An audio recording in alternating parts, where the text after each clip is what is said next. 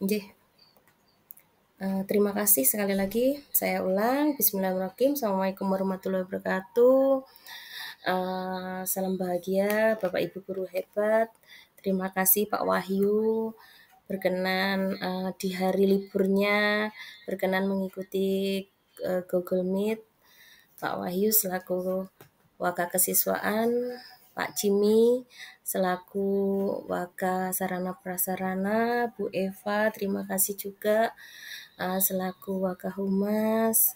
Di sini alhamdulillah juga dihadiri Bu Stianing. Beliau adalah selaku Ketua Program Keahlian. Terima kasih juga Ibu Irvina.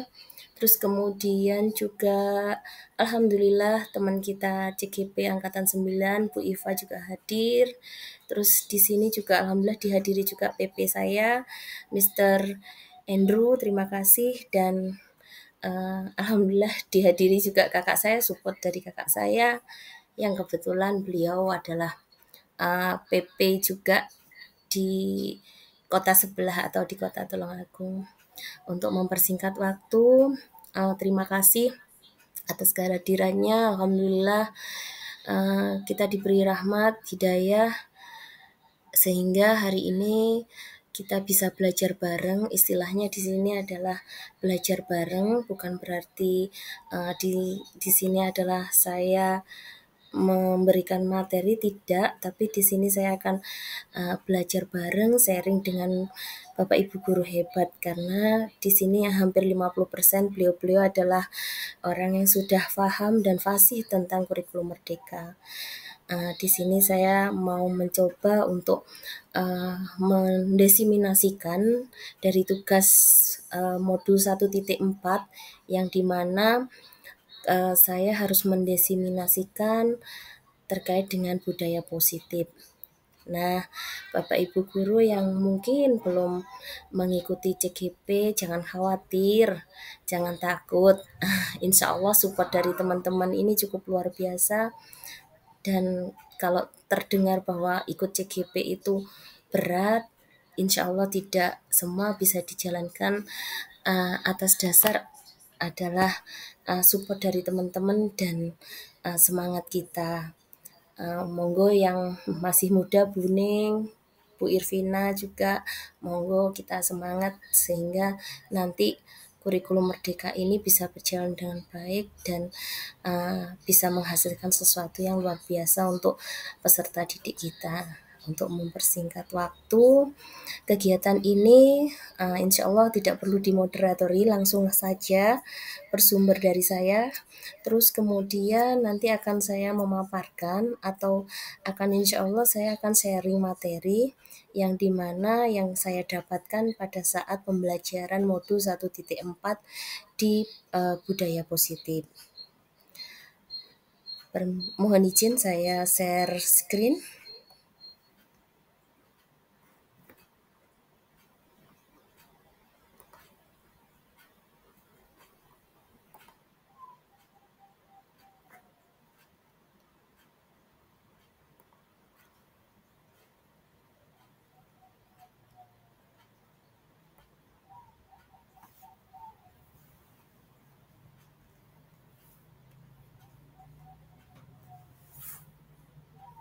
Apakah sudah nampak?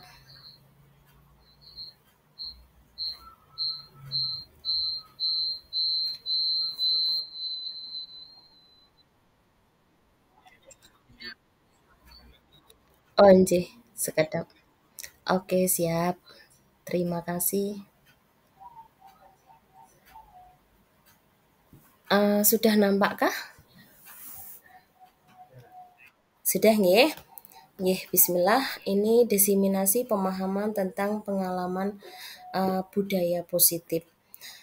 Di sini kebetulan saya angkatan 9 di Kota Blitar dan kalau mungkin di angkatan-angkatan yang lain bisa bersama-sama melakukan desiminasi. Di sini saya satu-satunya di Kota Blitar yang dari jenjang SMK dan yang satu lagi rekan saya dari jenjang SMA. Monggo yang lainnya tetap semangat untuk mengikuti CGP. Salam dan bahagia. Assalamualaikum warahmatullahi wabarakatuh. Sekarang hari ini kita belajar di moda virtual di mana terkait dengan modul 1.4 tentang budaya positif. Budaya positif, bahasa budaya positif itu pasti sesuatunya mengarah ke sesuatu yang membawa kebaikan, energi positif, budaya positif, semua ini yang memang harus kita tanamkan dan kita apa ya istilahnya kita bisa bagikan kepada peserta didik ataupun rekan sejawat. Nah, di sini ada pertanyaan yang pemantik di mana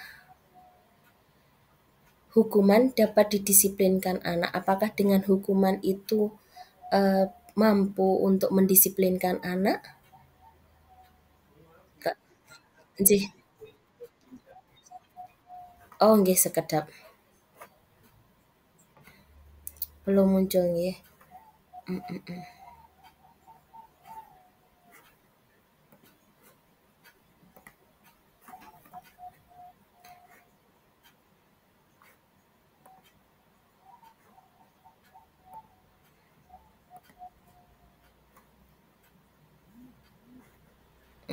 Saya share lagi seluruh layar.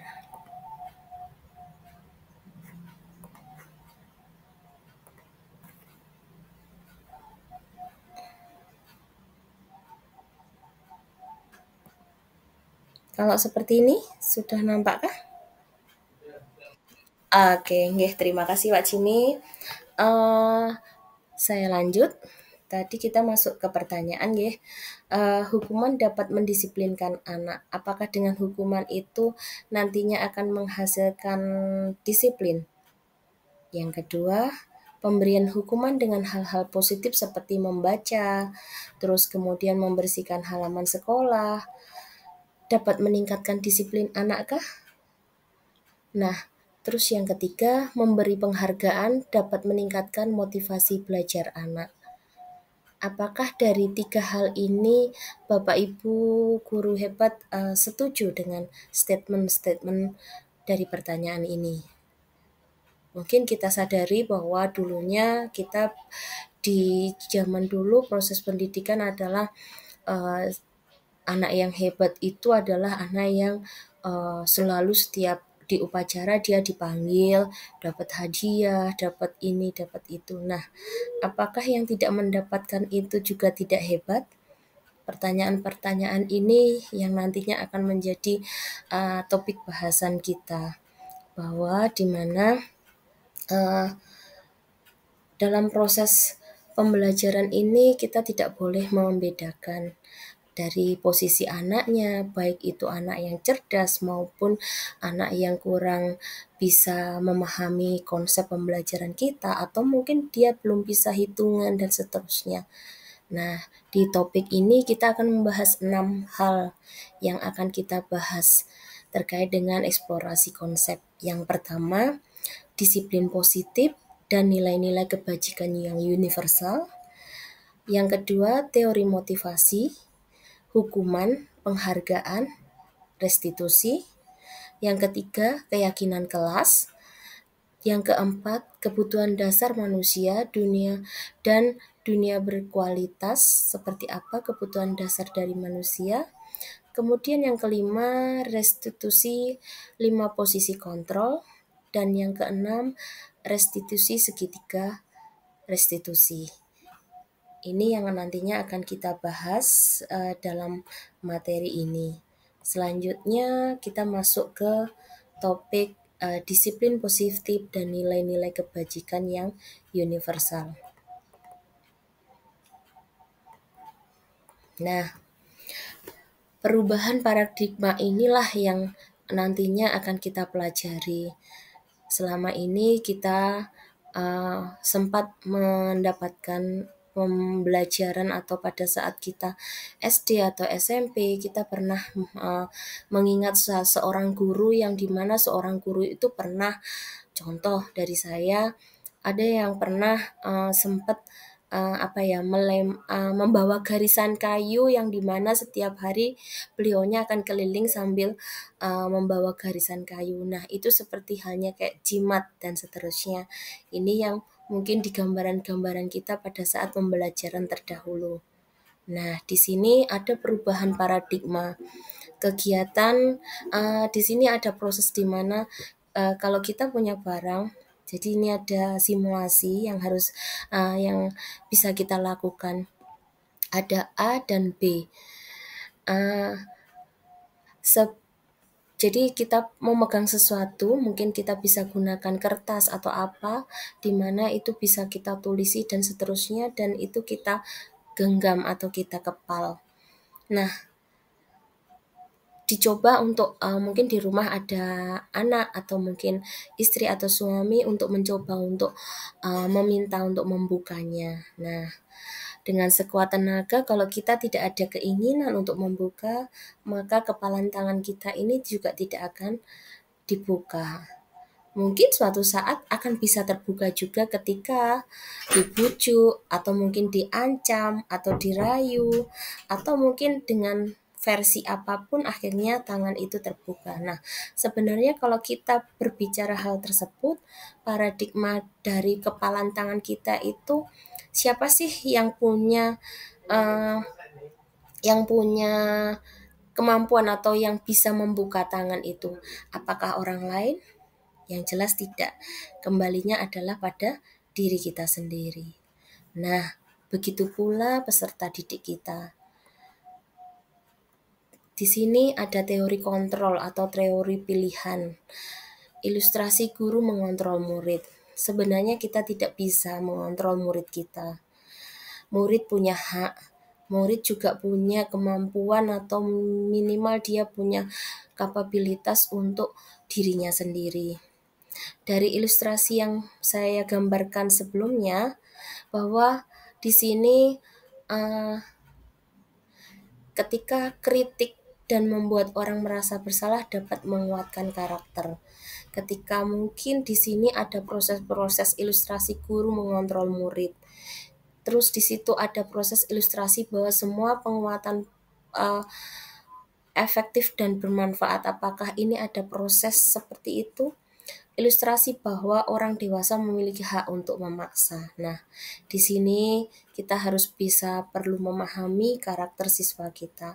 Apalagi kita di jenjang SMK, jenjang yang sudah dewasa, proses mengontrol ini tidak akan bisa kita lakukan jika dari siswa kita sendiri belum ada keinginan. Ya sama seperti tangan kita, dirayu model apapun tidak akan terbuka karena di sini proses mengontrol tangannya adalah diri kita sendiri.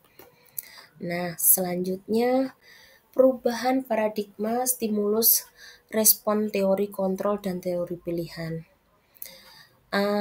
Siapa sesungguhnya yang memiliki kontrol? Tadi sudah saya gambarkan bahwa kita berusaha memahami pandangan orang lain tentang dunia. Nah, di sini ada proses siapa yang bisa mengontrol adalah kembali lagi adalah diri kita sendiri. Semua pilihan memiliki tujuan. Jadi, ketika kita memilih membuka tangan kita atau menutup tangan kita pasti punya maksud atau punya tujuan. Hanya ada yang bisa mengontrol diri Anda. Betul. Jadi yang bisa mengontrol diri kita sendiri adalah diri kita sendiri, bukan orang lain. Siswa kita pun juga berlaku seperti itu. Kita tidak bisa memaksa, mengontrol dalam proses terpaksa. Mungkin bisa di depan kita iya, tapi akhirnya apakah itu menjadi sebuah pemahaman bagi dia? Belum tentu tidak. Jadi yang jelas di sini ada proses di mana siswa ini yang mampu mengontrol dirinya adalah siswa sendiri. Nah, di sini kolaborasi dan konsensus menciptakan pilihan-pilihan baru. Contoh, ketika mungkin tangan itu terbuka, itu pasti akan ada konsensus atau menciptakan pilihan-pilihan. Ayo dong dibuka, nanti tak kasih ini. Nah, ini ada konsensus-konsensus yang akhirnya merubah pikiran si anak tersebut untuk mengontrol dan membuka tangan itu, tapi pada prinsipnya kunci utamanya adalah diri sendiri. Selanjutnya, nah, di sini terkait dengan disiplin positif. Ada teori kontrol atau teori pilihan dari Dr. William. Ini ada hal yang perlu kita pahami bahwa Anda tidak bisa mengontrol orang lain. Orang sebentar.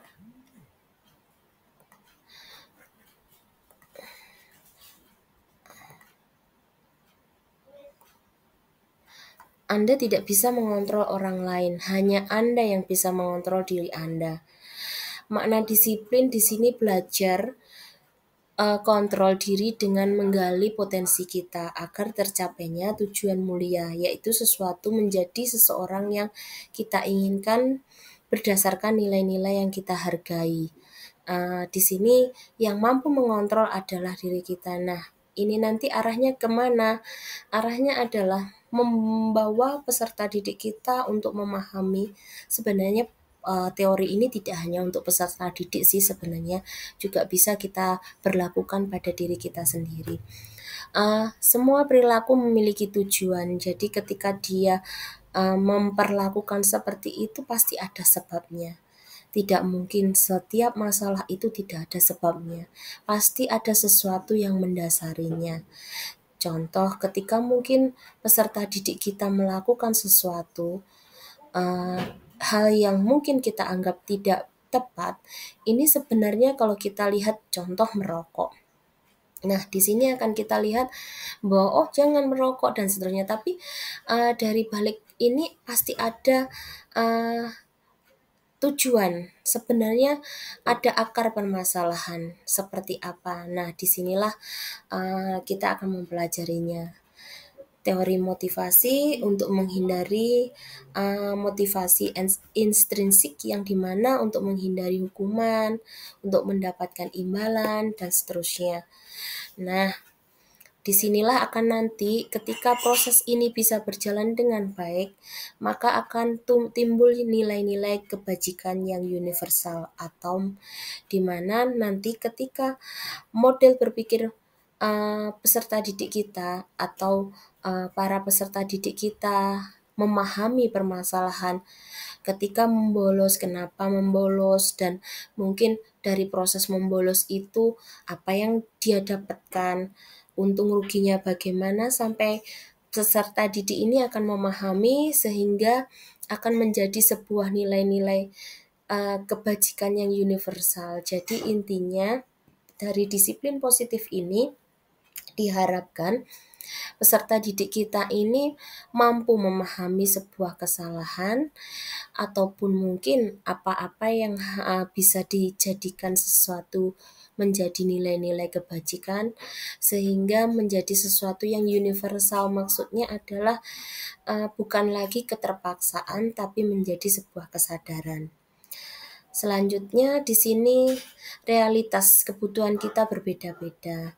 Murid kita juga seperti itu, memiliki kebutuhan yang berbeda-beda. Kita berusaha memahami pandangan orang lain tentang dunia. Setiap orang memiliki gambaran yang berbeda-beda. Nah, manusia memiliki 5 kebutuhan dasar.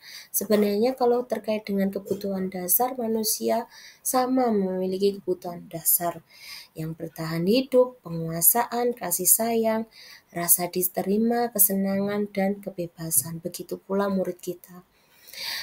Murid kita juga membutuhkan memiliki 5 kebutuhan dasar itu, dan kita juga harus bisa memahami 5 kebutuhan dasar. Selanjutnya, apakah makna disiplin? Disiplin ini sebenarnya bukan sesuatu yang kesannya adalah wah harus seperti ini tidak. Sebenarnya ini adalah artinya kalau kita tahu bahasa dasarnya adalah belajar. Makna asal dari kata ini berkonotasi dengan disiplin diri dari murid-murid kita.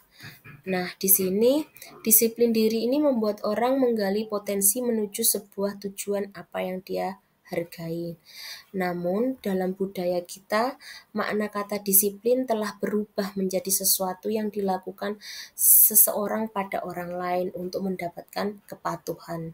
Nah, ini ada sedikit yang dimana yang kita alami pada zaman dulu, atau istilahnya kita ini selalu terparadigma bahwa kita harus patuh. Disiplin itu sesuatu yang harus dipatuhi.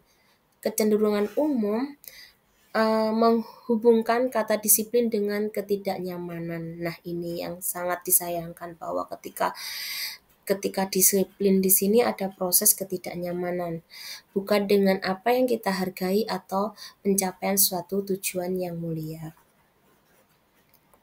Selanjutnya, nilai-nilai kebajikan yang universal. Nilai-nilai kebajikan adalah sifat-sifat positif manusia yang merupakan tujuan mulia yang ingin dicapai setiap individu. Nilai-nilai tersebut bersifat universal dan lintas suku, bangsa, dan seterusnya. Ini berlaku untuk semuanya. Nah, di sini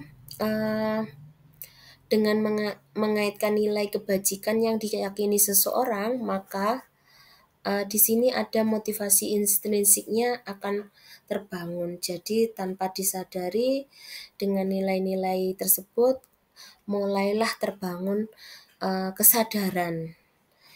Nilai-nilai kebajikan yang ingin dicapai oleh setiap anak Indonesia kita kenal dengan profil pelajar Pancasila. Sebenarnya kalau kita pahami tentang tujuan profil pelajar Pancasila ini, yang jelas merubah. Diharapkan dengan profil pelajar Pancasila ini mampu merubah nilai-nilai kebajikan yang ingin dicapai. Jadi capaian dari profil pelajar Pancasila ini adalah merubah atau membuat peserta didik ini memiliki nilai-nilai kebajikan, mulai berdiskusi, bagaimana dia memutuskan suatu kegiatan, pasti di dalamnya mungkin ada bertengkar atau mungkin apa. Nah, di situ yang diharapkan adalah sebuah proses, bukan sebuah hasil. Kita pahami profil pelajar Pancasila di sini ada beriman, bertakwa kepada Tuhan Yang Maha Esa, berakhlak mulia, mandiri, bernalar kritis, berkebinekaan global, bergotong royong, dan kreatif. Nah, kita masuk ke eksplorasi konsep pembelajaran 2.1 ini terkait dengan teori motivasi, hukuman, penghargaan, dan restitusi. Nah, dari materi sebelumnya bisa kita ambil benang merah bahwa di mana nantinya kita diharapkan mampu membuat peserta didik kita ini mampu memahami sebuah nilai-nilai kebajikan dalam kesehariannya. Kenapa tidak boleh bolos? Di situ akan ada nilai-nilai kebajikan dan akhirnya siswa tersebut memahami dan akhirnya meyakini. Harapannya seperti itu. Nah, di sini tugas kita terkait dengan teori motivasi. Nah, kita ini hanya seorang guru yang dimana memotivasi, dimana bagaimana kita bisa membuat anak-anak tersebut mampu memahami kebajikan-kebajikan yang akan dia peroleh. Teori motivasi perilaku manusia ini ada eksternal, motivasi eksternal. Nah, untuk menghindari ketidaknyamanan hukuman, apa yang akan terjadi apabila saya tidak melakukannya? Untuk mendapatkan imbalan dari orang lain, apa yang akan saya dapatkan apabila saya melakukan? Untuk menghargai diri sendiri, saya akan menjadi orang yang seperti apa bila saya melakukan. Di sini ada tujuan atau secara internal tujuan disiplin positif. Kalau masih kita ingat bahwa Bapak pendidikan kita, Ki Hajar Dewantara, beliau mengatakan merdeka itu artinya tidak hanya terlepas dari perintah, akan tetapi juga cakap buat memerintah diri sendiri. Nah, ini tujuan akhir dari siswa kita adalah siswa kita mampu cakap dalam mengendalikan dirinya sendiri. di sini pemikiran Ki Hajar Dewantara di kurikulum Merdeka ini sangat banyak digunakan, sehingga kita berpatokan dari beberapa dari pemikiran-pemikiran tentang pendidikan di dalam teori-teori Ki Hajar Dewantara. Nah, dihukum oleh penghargaan. Nah, kalimat ini perlu kita pahami bahwa penghargaan berlaku sama dengan hukuman. Loh, kok bisa sih penghargaan sama berlaku dengan hukuman? Nah, dalam arti meminta atau membujuk seseorang melakukan sesuatu untuk memenuhi suatu tujuan tertentu dari orang yang meminta atau membujuk. Dorongannya eksternal dan ada faktor ketergantungan. Berapa dampak dari pembelajaran ataupun penghargaan. Nah, seperti ini halnya ketika kita memberikan hukuman, ini seimbang dengan kita memberikan penghargaan. Sebenarnya dihukum atau menghargai ini adalah sesuatu yang sama, yang dimana ini akan ada bagian-bagian sisi siswa yang lain yang tidak mendapatkan proses yang sama dari proses yang kita lakukan ketika kita menghukum atau memberikan penghargaan. Nah, selanjutnya dihukum oleh penghargaan.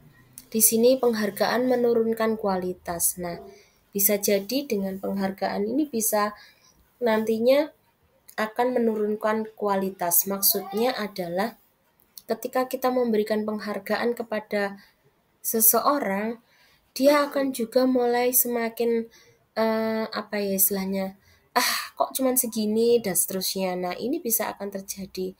Terus untuk bagi yang peserta didik kita yang tidak memberikan penghargaan di sini, dia akan paling yang juara juga itu-itu aja, kan saya nggak mampu, saya kan nggak bisa. Nah, akhirnya di sini tidak ada proses yang universal, kemampuan anak akhirnya tidak bisa terakomodir dengan baik.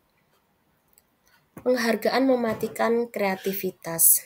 Ini juga statement ini sangat kita pahami bahwa dengan kita memberikan penghargaan akhirnya adalah mematikan kreativitas. Maksudnya adalah ketika kita memberikan penghargaan, seringkali yang terjadi bukan lagi penghargaan itu menjadi sesuatu hal yang semakin kreatif, tapi akhirnya akan sedikit banyak kreativitas mereka akan terhargai dengan harga dari penghargaan itu.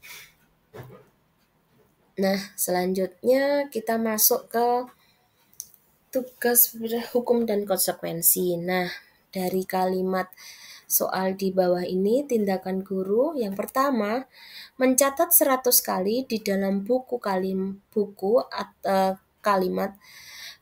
Ketika kita menghukum anak untuk menulis 100 kali, saya tidak akan terlambat lagi karena si anak tersebut terlambat di sekolah. Ini pernah kita alami pada saat pembelajaran terdahulu waktu kita masih dalam kondisi SD atau mungkin SMP, kita mungkin akan mendapatkan sanksi seperti ini. Kita suruh menulis 2 lembar, 3 lembar dengan kalimat yang sama. Nah, apakah ini hukuman atau konsekuensi? Selanjutnya, lari mengelilingi lapangan basket 2 kali karena terlambat hadir di sekolah. Terus kemudian, murid diminta untuk push up 15 kali karena tidak menggunakan masker, atau mungkin murid disuruh melepas sepatu karena sepatu yang digunakan adalah putih. Nah, apakah itu hukuman atau konsekuensi? Coba kita lihat dari jawabannya. Dengan mencatat 100 kali dengan kalimat yang sama, itu masuk kategori hukuman. Lari mengelilingi lapangan basket, ini juga hukuman.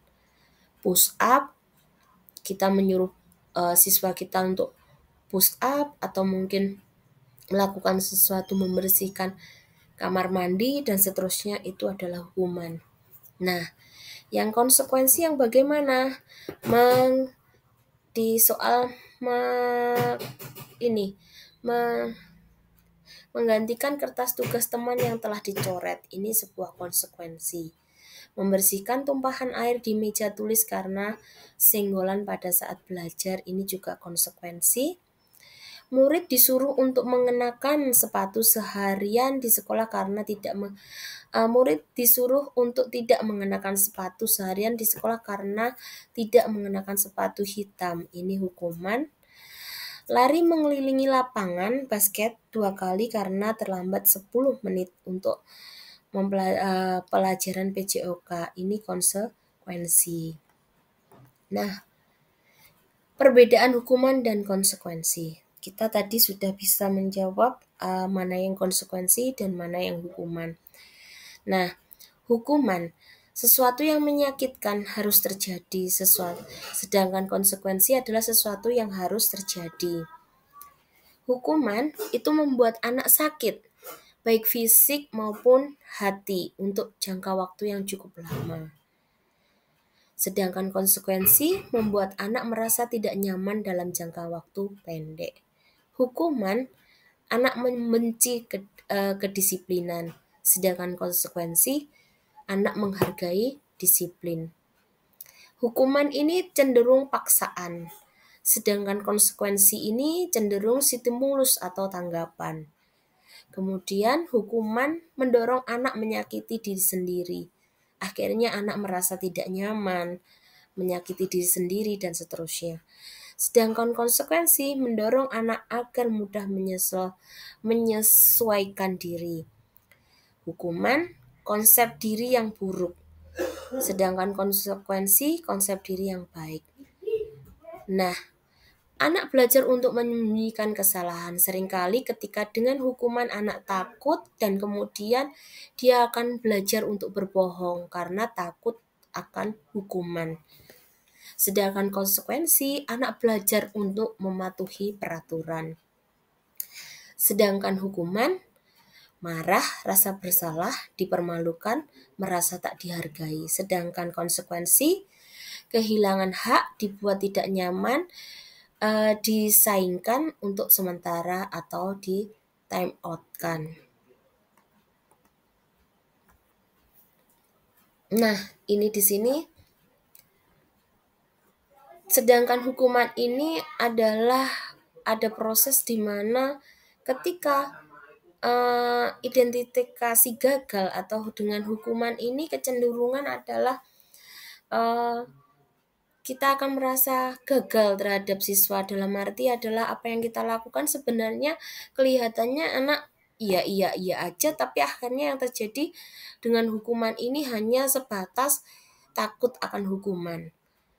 Apakah ini akan menjadi sesuatu yang menjadi pemahaman bagi siswa dan nantinya akan dibawa setelah lulus akan dibawa menjadi sesuatu keyakinan? Kalau hukuman tidak akan bisa terjadi seperti itu. Sedangkan kita mengenal disiplin identitas sukses itu ada konsekuensi dan restitusi.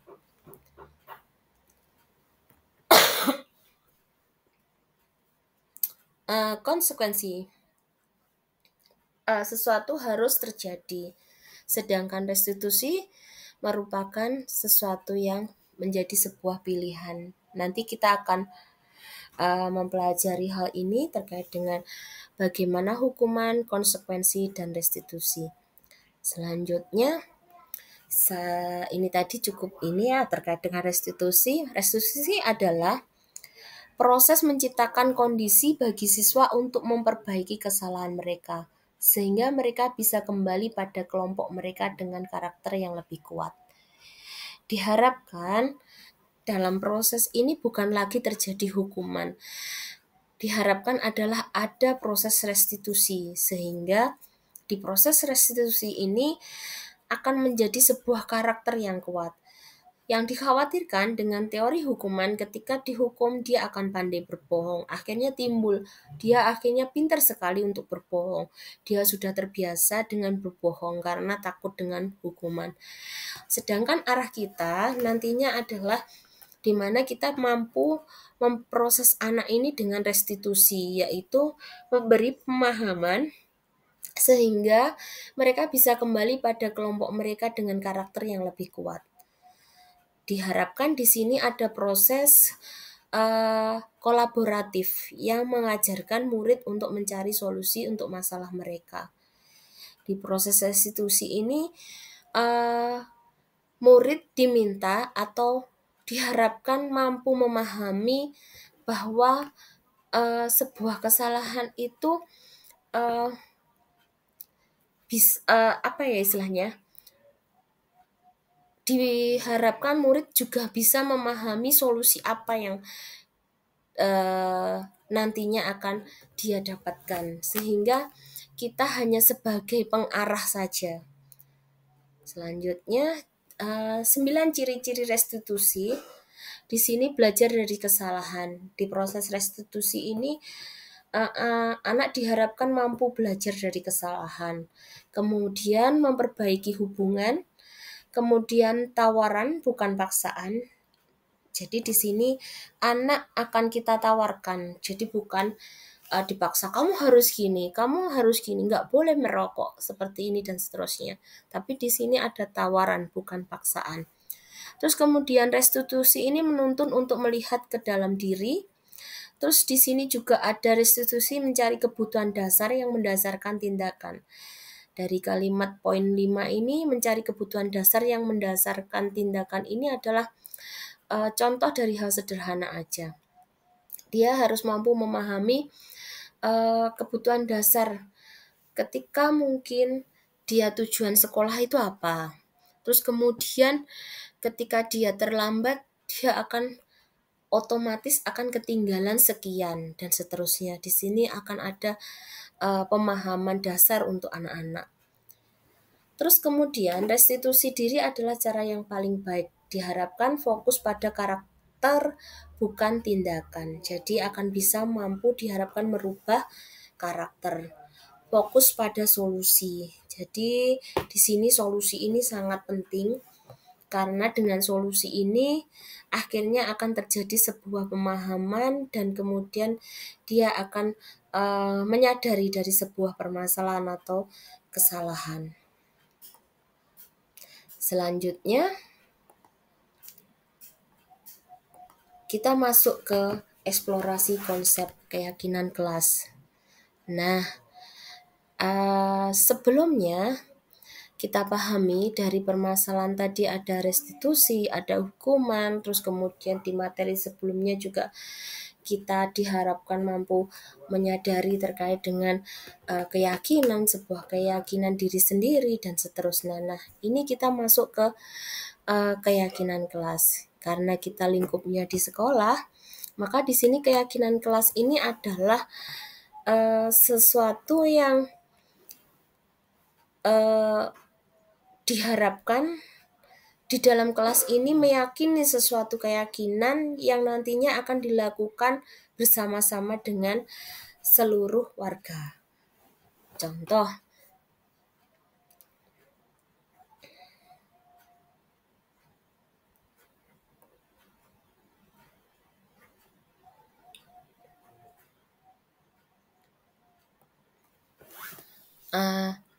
mengapa kita memiliki peraturan harus menggunakan helm bila mengendarai kendaraan roda 2? Ini dari hal yang sederhana saja dari proses yang saya alami.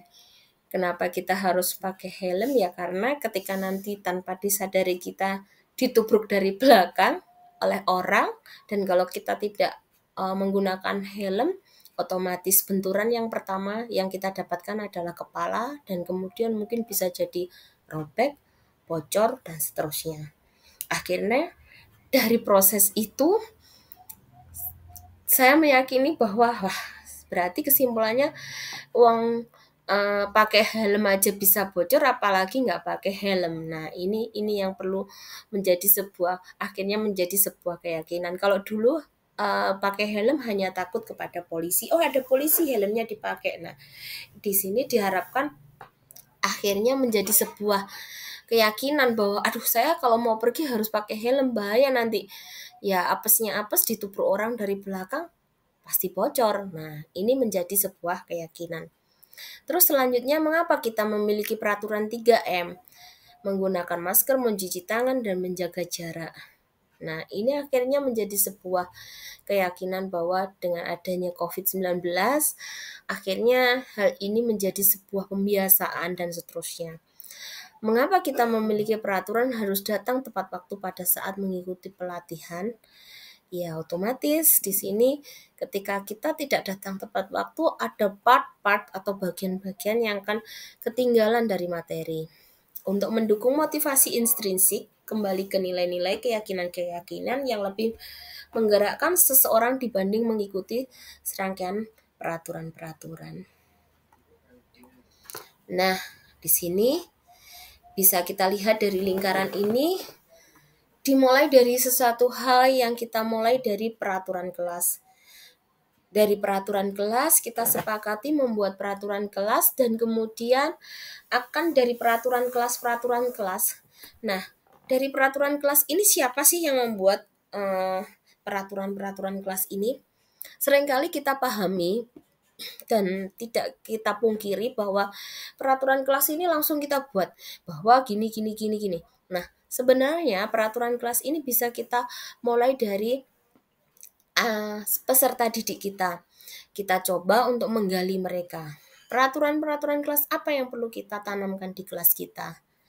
Nah, kalau sudah dikumpulkan dan disepakati, kemudian akan menjadi keyakinan kelas. Ketika menjadi sebuah keyakinan kelas, di sini sesuatunya akan menjadi sebuah pemahaman bersama bahwa itu yang akan kita yakini. Terus kemudian akan dengan keyakinan kelas, seluruh warga kelas mampu memahami dengan keyakinan kelas, maka akan tercipta lingkungan yang positif.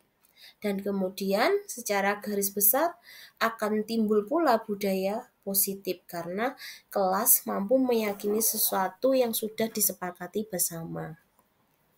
Nah, yang mana yang merupakan keyakinan kelas? Mengapa? Kesepakatan kelas, kami guru dan murid yang saling menyayangi. Kami murid yang sangat belajar. Kami murid yang peduli dengan teman.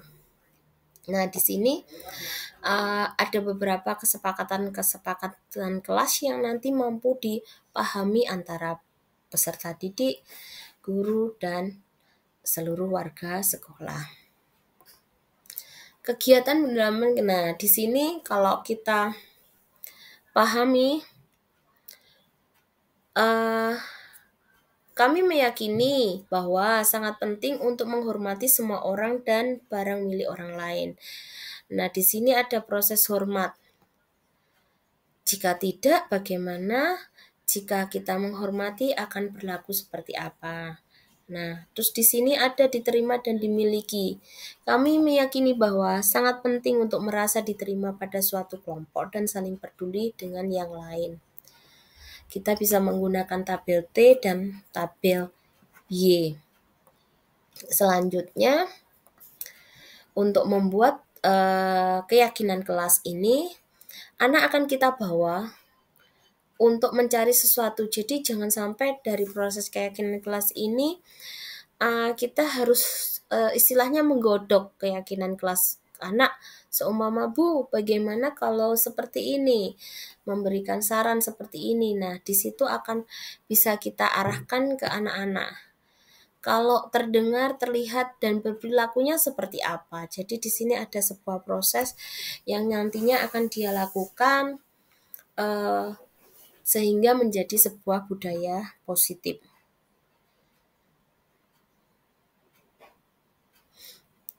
Selanjutnya, nah kita masuk ke peraturan dan keyakinan kelas. Peraturan selalu kembalikan buku ke tempatnya. Di sini ada keyakinan kelas yang harus kita pahami bahwa di sini anak akan merasa atau memiliki nilai tanggung jawab. Dilarang mengganggu orang lain. Di sini ada proses menghormati orang lain. Hadir di sekolah 15 menit sebelum pembelajaran dimulai. Di sini ada proses menghormati orang lain atau berkomitmen. Dilarang melakukan kekerasan. Di sini terkait dengan keselamatan, menghormati orang lain. Dilarang menggunakan narkoba. Ini juga keyakinan kelas apa yang kita tanamkan bahwa dengan menggunakan narkoba ini kesehatan akan terganggu.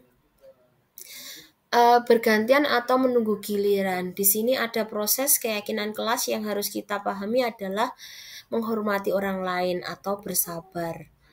Nah, selanjutnya kita masuk ke eksplorasi konsep kebutuhan dasar manusia. Kalau kita pahami kebutuhan dasar manusia ini ada kasih sayang, jadi murid kita butuh kasih sayang juga dari seluruh warga sekolah. Baik itu yang mungkin notabene, mungkin kadang kita menganggapnya anak ini nakal dan seterusnya dan seterusnya. Terus kesenangan, mereka juga butuh kesenangan, mereka juga butuh kebebasan, tapi kebebasan yang bagaimana? Ya, yang tadi sudah kita bahas terkait dengan keyakinan kelas yang bisa kita pahami. Selanjutnya 5 posisi kontrol. Nah, 5 posisi kontrol. Ada 5 posisi kontrol dari proses ini, yaitu ada penghukum, pembuat orang merasa bersalah, ada yang teman, ada pemantau, dan ada manajer. Nah, disinilah posisi kontrol kita. Kita hanya bisa mengontrol di mana peserta didik kita. Nah, sedangkan kita di posisi yang bagaimana, di bagian ini sudah dijelaskan bahwa, dicontohkan bahwa ketika kita menjadi posisi kontrol penghukum, maka di situ apa yang guru perbuat, hasil dan kemudian murid berkata, dampak pada murid ini sangat apa ya istilahnya dari proses ini sangat bagi murid juga akan sangat menyakitkan, karena di sini ada proses bahwa bisa jadi dampaknya akan mengulang lagi kesalahan karena dia belum memahami atau menjadi sebuah keyakinan. Terus di sini pembuat orang merasa bersalah. Nah, ini akan berdampak pada murid kita adalah merasa rendah diri. Terus kemudian posisi kontrol teman, di mana di sini ada sedikit lemah, tidak mandiri, atau nanti akan murid kita akan bergantung pada kita. Jadi di sini ada proses yang dimana kita seperti teman. Di sini akan ada proses juga pemantau. Pemantau ini pada sanksi hadiah atau dia di sini peserta didik atau murid ini dia akan memperoleh beberapa halnya yang harus saya tulis di sini, menyesuaikan diri bila diawasi. Nah, hasil yang dia ini dia hanya takutnya pada nanti sungkan sama ibu ini dan seterusnya. Di sini ada proses memantau. Nah, posisi kontrol yang terakhir adalah manajer, di mana meletakkan dia sebagai evaluasi diri, bagaimana cara memperbaiki diri. Jadi siswa diajak untuk memahami dan mengevaluasi dirinya sehingga mampu memperbaiki diri. Terus kemudian murid meletakkan dirinya sebagai individu yang positif dan positif dalam dunia berkualitas. Jadi diarahkan siswa menjadi sesuatunya yang memiliki kualitas. Selanjutnya, nah dari proses 5 posisi kontrol itu, kita tidak bisa istilahnya itu langsung kita anak kita langsung kita arahkan kita sebagai manajer atau mungkin ini. Nah, ini adalah sebuah proses di mana kita bisa mampu berubah atau berusaha yang dulunya jadi penghukum mungkin bisa melakukan sebuah pemahaman sehingga dia mampu menjadi teman, pemantau, ataupun menjadi seorang manajer bagi siswa kita. Jadi di sini adalah proses tahapan yang harus kita lakukan dalam memperbaiki proses kita di sekolah dalam proses mendidik peserta didik. Nah, selanjutnya segitiga restitusi.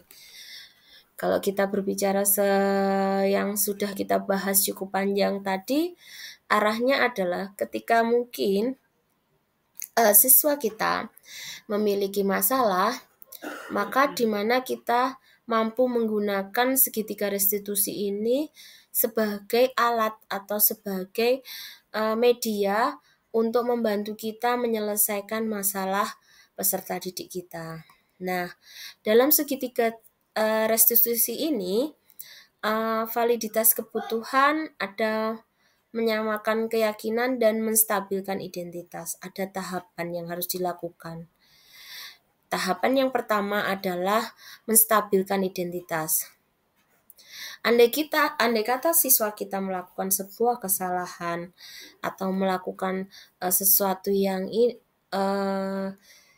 mungkin kita anggap tidak benar, maka di sini kita tidak langsung atau karena kita bukan posisi kontrol hukuman, mungkin kita kalau posisi kontrol hukuman langsung menghukum. Tapi di sini diharapkan dengan segitiga restitusi ini, proses yang kita lakukan adalah yang pertama adalah menstabilkan identitas. Mungkin bisa jadi ketika siswa kita melakukan suatu kesalahan, guru berkata, menyampaikan ke siswa bahwa ya berbuat salah itu hal yang manusiawi. Tidak ada manusia yang sempurna. Bapak Ibu juga dulu pernah berbuat kesalahan dan seperti itu. Ini adalah proses di mana menstabilkan dulu dari permasalahan inti. Jangan sampai anak itu merasa permasalahan itu menjadi sesuatu yang sangat susah atau tidak ada solusinya. Mohon maaf, fenomena sekarang ini banyak di usia anak-anak kita atau mungkin di TikTok terkait dengan bunuh diri dan seterusnya. Sepertinya pemikiran dari peserta didik itu adalah memikirkan sesuatu tidak ada solusinya. Nah, di sini fungsi menstabilkan identitas inilah yang perlu kita budayakan, di mana anak ini biar tidak terlalu terbawa dari permasalahannya. Kemudian di posisi yang kedua, setelah kita menstabilkan permasalahan, kemudian validasi kebutuhan. Jadi mencoba membantu murid menggali basic kebutuhan dasar yang ingin dipenuhinya ketika melakukan kesalahan itu.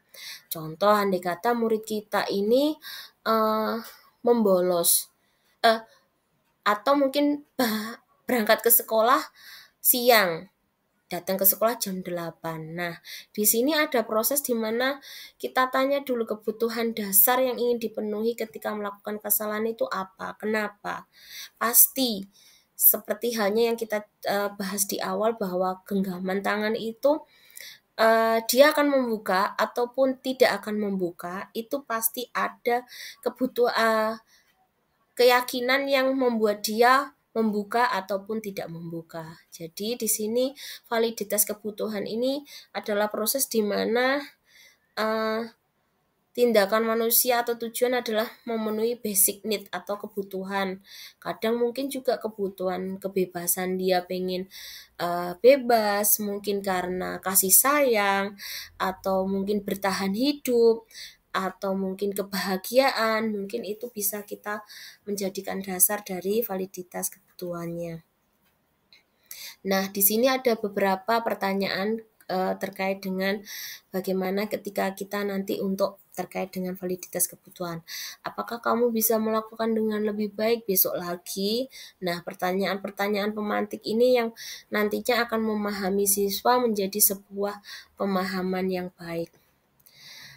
Selanjutnya, yang terakhir, menanyakan keyakinan. Nah, kalau sudah dua proses itu terlampaui dan anak bisa memahaminya, maka di sini perlu anak melihat kesalahannya dihubungkan dengan norma sosial dan nilai-nilai yang mendasar terkait dengan manusia berinteraksi dengan orang lain.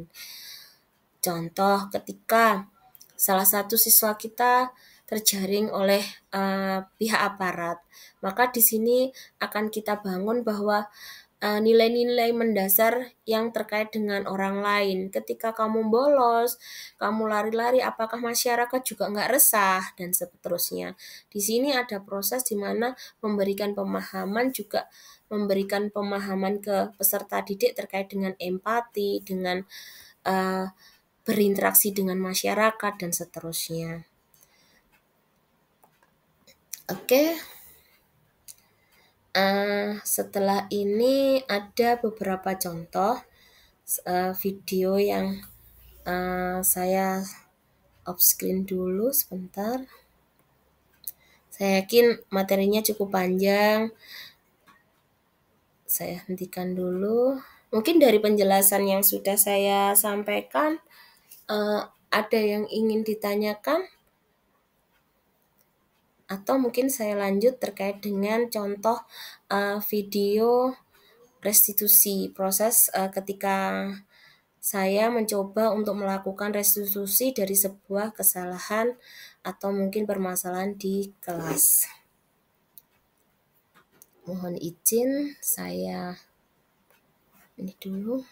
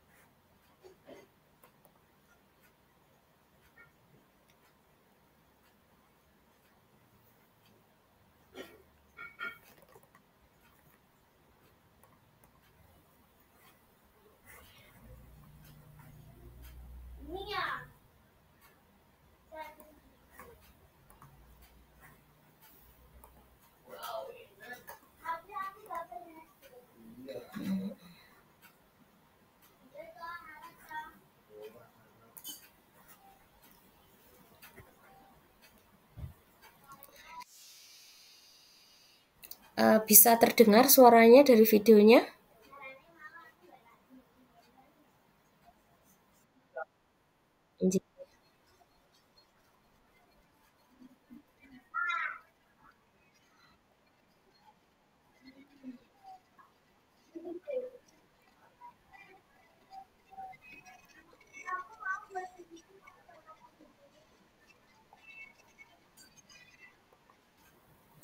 Jadi di sini ada dua skenario. Yang pertama adalah kasus pertama adalah Neza. Siswa kami tidak terima ketika hasil pekerjaannya atau dicontek atau mungkin diplagiasi oleh temannya dan kemudian dia marah dan tidak bisa menahan emosi. Dan skenario 2, Doni di sini sering terlambat sehingga banyak pelajaran yang tertinggal padahal sudah kelas 3 dan sebentar lagi dia akan lulus. Jadi di sini ada proses di mana saya mencoba untuk membantu untuk memecahkan permasalahan dari siswa tersebut.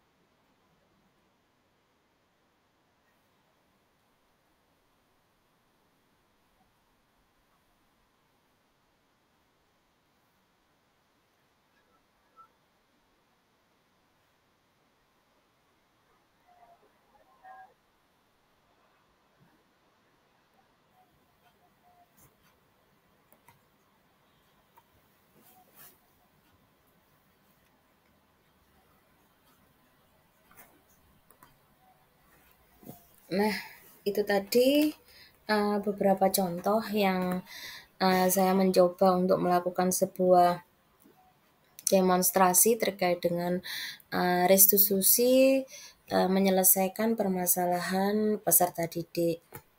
Alhamdulillah hari ini dari 6 materi yang harus saya sampaikan sudah terselesaikan. Mungkin ada pertanyaan dari Bapak Ibu guru. Mohon maaf cukup panjang sekali untuk materi ini sehingga saya yakin tidak mungkin bisa dipelajari dengan waktu yang sesingkat. Tapi saya bersedia, saya juga berharap Bapak Ibu kita bisa nanti konsultasi. Mohon maaf kenapa ini dilakukan dengan daring, kita tahu, kita pahami, khususnya kita warga SMKN 3 Blitar, kondisinya yaitu untuk mencari tempat untuk luring sangat susah karena rombel kita cukup banyak dan keterbatasan waktu dan banyaknya event yang ada di SMKN 3 Blitar sehingga kegiatan ini saya lakukan dalam kondisi daring. Mungkin ada pertanyaan dari Bapak Ibu.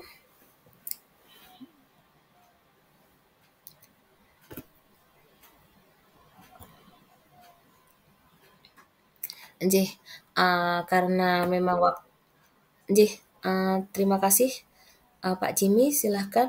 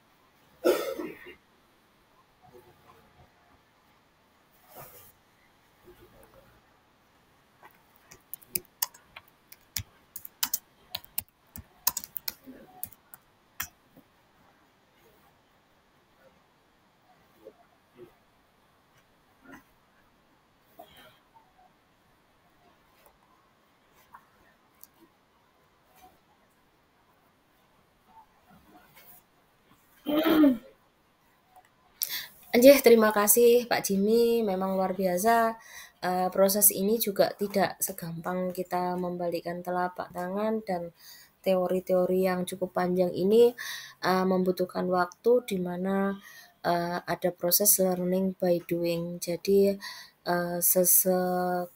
sebuah statement tidak akan bisa terjustifikasi ketika ini, tapi harus benar-benar prosesnya adalah dikemas dengan baik dan melalui pengalaman. Terima kasih banyak atas tambahan atau mungkin juga statement yang sudah disampaikan oleh Pak Jimmy. Mungkin dari Bapak Ibu guru yang lain.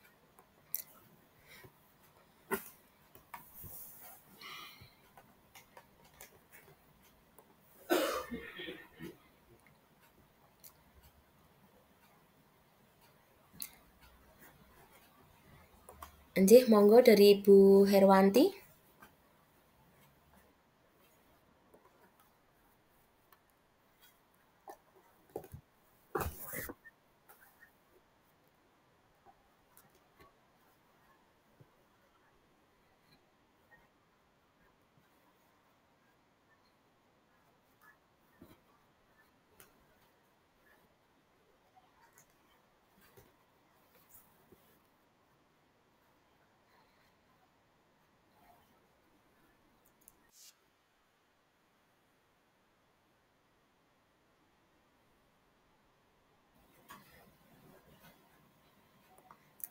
Nggih, terima kasih Bu Herwanti.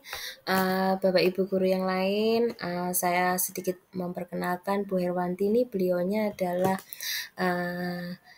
kalau saya pahami adalah beliau itu adalah motivasi saya di CGP, benar-benar motivasi terbesar saya ada ketemu berkenalan dengan Bu Herwanti, luar biasa. Beliau adalah guru dari salah satu PAUD di Kota Blitar. Beliau sangat semangat sekali, walaupun mungkin ada kalanya terkendala sinyal dan seterusnya, beliau paling teman kami yang paling semangat. Nah, terkait dengan pertanyaan dari Bu Herwanti, hasil apa yang akan nampak, sebenarnya proses restitusi ini tidak akan bisa sekali langsung tok cer, atau istilahnya langsung bisa menghasilkan, tapi ada proses-proses yang mungkin bisa kita lakukan berulang-ulang. Nah, bagaimana nampak hasilnya, ya kembali lagi ke tujuan kita restitusi. Tujuan kita mungkin anak mampu memahami permasalahannya dan akhirnya menjadi sebuah keyakinan bahwa dari proses itu, kesalahan dia itu, bahwa itu menjadi sebuah keyakinan dia dan dia mampu memahami sebuah kesalahan, dan kemudian mampu pula dia memahami bahwa di sini ada perilaku-perilaku yang perlu diperbaiki, sehingga hasil akhirnya adalah ketika proses kesalahan itu tidak hanya tidak terulang, tapi menjadi pemahaman bahwa itu akan menjadi hasilnya adalah menjadi sebuah budaya positif bagi diri siswa tersebut. Mungkin seperti itu Bu Herwanti, terima kasih.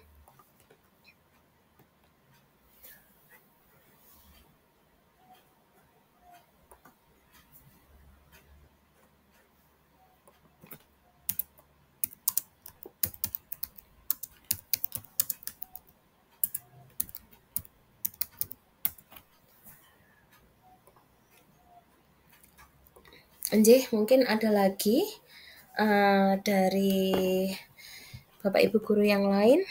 Saya berharap proses ini saling belajar ini bisa berlanjut, dalam arti nanti bisa kita berdiskusi karena keterbatasan waktu dan keterbatasan hari. Monggo Bapak Ibu nanti bisa mungkin melalui WA kita bisa berdiskusi, atau mungkin kita saling sharing. Saya sangat mengharapkan kita bisa sharing dan nantinya akan menjadi sebuah perubahan dalam proses pembelajaran yang mungkin kita lakukan, yang mungkin juga terkait dengan peserta didik kita. Mungkin seperti itu. Waktu juga sudah menunjukkan jam 12.21, saya yakin sudah cukup luar biasa. Sekali lagi saya ucapkan terima kasih banyak pada Bapak Ibu hebat yang mampu atau bersedia untuk bersharing atau melakukan sharing dengan saya. Saya berharap apa yang Bapak Ibu lakukan hari ini menjadi catatan amal kebaikan panjenengan semua, dan panjenengan semua apa yang sudah panjenengan lakukan untuk peserta didik menjadi sesuatu yang lebih baik lagi untuk kebaikan kita semua. Mungkin itu dari saya yang bisa saya sampaikan. Sekali lagi mohon maaf sudah mengganggu waktunya hari ini dengan mengucap alhamdulillah Zoom meeting atau forum berbagi budaya positif hari ini saya akhiri. Terima kasih banyak atas kerawan panjenengan. Semoga dicatat menjadi amal kebaikan panjenengan di yaumul kiamat. Amin amin ya robbal alamin. Terima kasih banyak. Saya akhiri kegiatan hari ini. Terima kasih. Assalamualaikum warahmatullahi wabarakatuh.